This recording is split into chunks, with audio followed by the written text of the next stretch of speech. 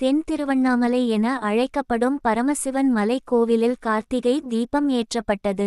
போடியில் அருள்மிகு பரமசிவன் மலைக்கோவில் கார்த்திகை திருநாளை முன்னிட்டு 702 லிட்டர் நெய் மற்றும் நல்லெண்ணெய் கொண்டு தீபம் ஏற்றப்பட்டு சிவபெருமானுக்கு 18 வகையான சோடா அபிஷேகமும் நடைபெற்றது. பக்தர்கள் சரண கோஷம் முழங்க சிவபெருமானை வேண்டி சென்றனர்.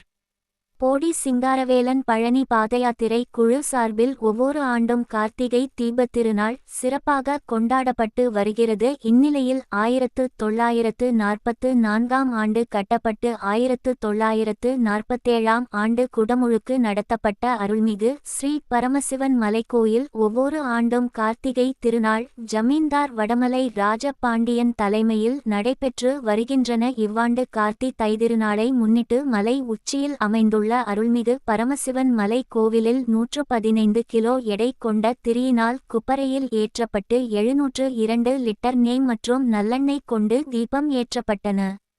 தீபம் ஏற்றிய பிறகு சிவபெருமானுக்கு 18 வகையான சோடாபிஷேகம் அபிஷேக ஆராதனை செய்யப்பட்டு பக்தர்களுக்கு பிரசாதம் வழங்கப்பட்டன.